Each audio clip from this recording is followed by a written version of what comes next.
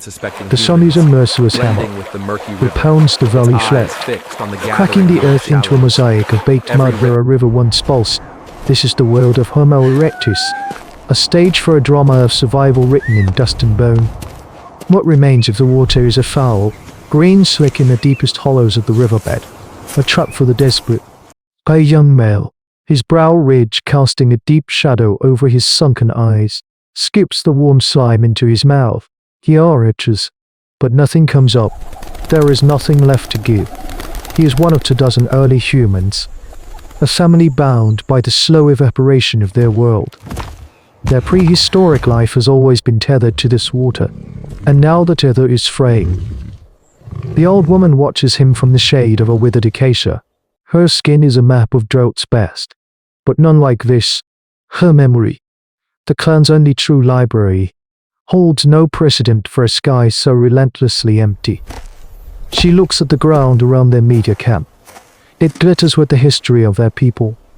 A dense slithic scatter of flint and chert flakes. The ghosts of countless hand axes and scrapers. For generations, this was a place of abundance, a workshop. Now, it is a graveyard of memories, a testament to a fading chapter in hominid history. The very process of human evolution is a series of such brutal endings and desperate new beginnings. The hunters return with nothing. Their shoulders are slumped not just with exhaustion, but with the shame of failure. They saw the tracks of Pleistocene megafauna, the giant deer, the aurochs, but they were faint, heading north, always north, following the memory of water. The only carcass they found was a week old, its bones already stripped and bleached by the sun. The silent accusation hangs in the air. The land is empty. The late hunter, a tall male named Kale, avoids the old woman's gaze. His authority, earned through providing, is as brittle as the ground beneath his feet. His most vital survival skills are useless against an enemy he cannot track or fight. It is a slow, grinding siege. The primal fear here is not of the sharp tooth or the sudden claw, but of the quiet, creeping certainty of an end. The silence is broken by the whimper of a child, a sound thin and sharp as a sliver of flint. The mother offers a shriveled root, which the child refuses. The entire arc of prehistory is built on these moments of profound vulnerability. They are learning a terrible truth: the home is not the earth itself, but the life it can support, and this earth is dying. That evening, Kale climbs the limestone outcrop that overlooks their valley. He sees no herds, no dust clouds from moving feet, only the shimmer of heat rising from the bones at the river. The old woman joins him.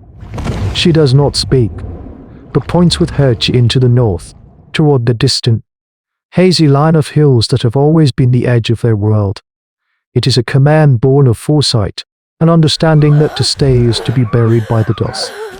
Kale looks at his clan, their faces illuminated by the small, flickering fire.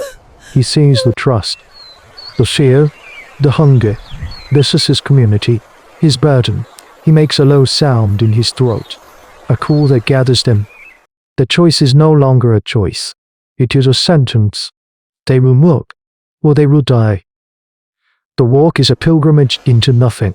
They move out of the valley's corpse and onto a plain of shimmering salt that glares like a second sun. Each footstep is a dry crunch, an unsettling sound in a world that should be silent.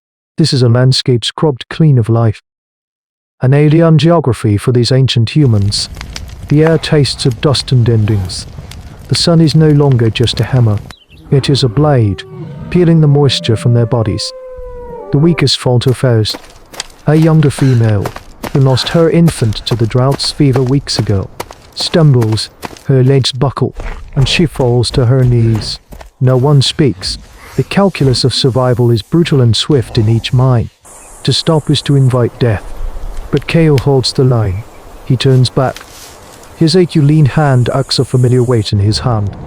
Though useless against this enemy, he gestures to another male, and together they lift her. They half drag, half carry her, their own steps now heavier. This is altruism at its most primal. A gamble that the strength of the many can absorb the weakness of one. It is a decision that could doom them all. Night offers no relief, only a different kind of threat. The horizon glows with a false coolness, but the baked earth radiates the day's heat back at them. They hear the calls, a high-pitched whooping that seems to come from all directions at once. Spotted hyenas, the ghosts of the salt flats. They are drawn to the scent of weakness, of a struggling herd. The clan huddles together, a tight knot of bodies around a pathetic fire fed with the few desiccated roots they could dig from the earth. The flames are their only shield, a piece of primitive technology as vital as any stone tool. The old woman keeps the fire, her eyes scanning the darkness. Her presence a silent tribute to the cackling fear that circles them. For the students of anthropology, this circle of firelight is the crucible of society, the first fragile barrier between us and the dark. Days blur into a single, searing moment of entrance. Then, a flicker of hope. Kel spots it alone.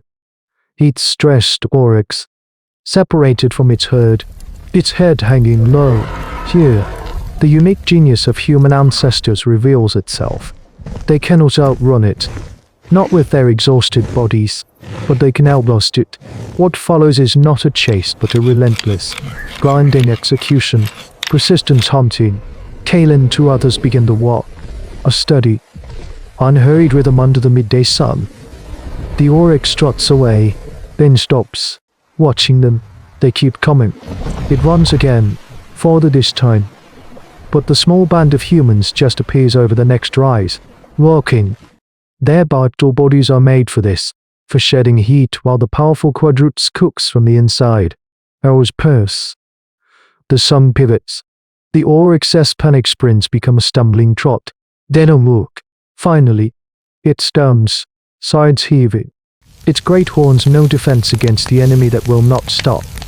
Kel approaches, his hand axe feeling less like one of their ancient tools and more like an extension of his will. The kill is swift, almost merciful. They drink from its body first, a desperate, metallic-tasting liquid that is life itself. That night, God on meat, the clan is silent. They have one a day, perhaps two. But as the hyenas cry from the darkness, they know the flats have not yet finished with them. The meat from the oryx is a ghost in their bellies, a memory of strength that fades with every step. The salt gives way to cracked, sterile hills of limestone that tear at their feet. The woman they carried has died. They left her where she fell, a small offering of stones, her only monument, an artifact for a future archaeology to puzzle over. Hope is the heaviest thing to carry, and theirs has been ground to dust. They are now just 19, a fragile number against the vastness of the ancient earth. The old woman, the clan's living memory, now stumbles, her gaze fixed on something deep within. It is Kale who sees it first, not a landmark, but an absence. A shadow in the distance that does not shimmer or move with the heat. A dark, vertical wound in the face of a distant cliff. He changes direction. A final, desperate gamble. As they draw closer, the air itself changes. It carries a scent, faint but unmistakable damp earth, life. They scramble up a steep, rocky incline, their exhaustion forgotten, replaced by a frantic, animal urgency. The wound in the cliff becomes the mouth of a narrow canyon, and from within, they hear it, the sound of dripping water. They pour into the canyon, a cool, shaded sanctuary. At its heart, a small, dark pool is fed by a steady drip from the porous rock above. It is a miracle. They fall to their knees, plunging their faces into the water, drinking until their bodies ache. This is a new paleo environment, a pocket of life preserved in stone. But they are not alone. Near the spring, imprinted in the mud, is the track of a cave lion, the print larger than a man's splayed hand. From the deepest, most defensible cave overlooking the spring, a low growl rumbles, a sound that vibrates in their bones. This is an act of resource guarding. The water belongs to the lion. For 2 days, a tense standoff holds. The clan stays at the canyon's mouth. The lion remains in its cave. They can reach the water, but only under the predator's golden, unblinking gaze. They are trespassers. The old woman watches the cave, her breathing shallow.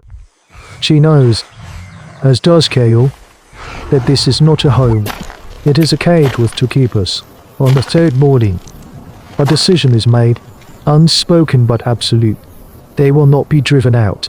This is the culmination of their journey, a final test born from the harsh realities of prehistoric animals in their eternal conflict. They gather dry brush and wood. They sharpen spears with flint flakes. That evening, as dusk settles, they advance. 3 males hold torches, their flames spitting on dancing, pushing back the shadows. Others carry handfuls of stones. They form a line, a fragile wall of fire and intent. They shout. They beat the ground with sticks. A wave of noise and light washing toward the cave. The lion emerges, a fluid shadow of muscle and fury. Its roar a physical force that stuns them into silence. But the torches press forward. A stone strikes its flank. Another hits the rock near its head. Confused and angered by the fire, he cannot fight in the small, maddening things that strike from the dark. The lion hesitates. This is the moment, the pivot point in a chapter of ancient history.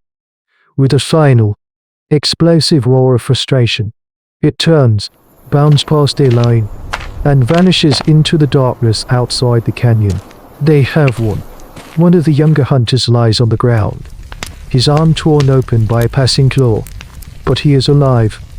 The clan collapses, not in celebration, but in the profound, aching relief of survival.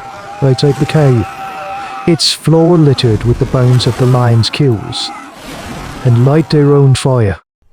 Its light flickers against the ancient stone, a covenant of smoke and bone, declaring this place, for now, is home. Pull back from the flickering light in the cave mouth, and see the canyon as a wrinkle in the vast, indifferent landscape of the Levant. A landscape that will shift and change for another million years. The evidence of their passage, a discarded hand axe, the scarred bones of the wounded hunter who will eventually die of his infection. The charcoal of their first fires will be buried by sediment, waiting for the discipline of archaeology to give their ghost story a name. Their desperate journey was more than a search for water. It was the crucible in which the abstract concept of home was reforged.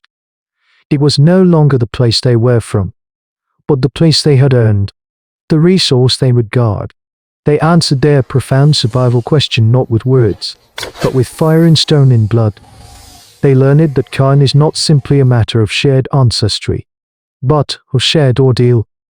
This brutal migration, a footnote in the immense saga of human evolution, laid a foundation stone for everything to come: the defense of territory, the reliance on the group, and the ferocious, enduring will to claim a piece of the world and say, "This is ours."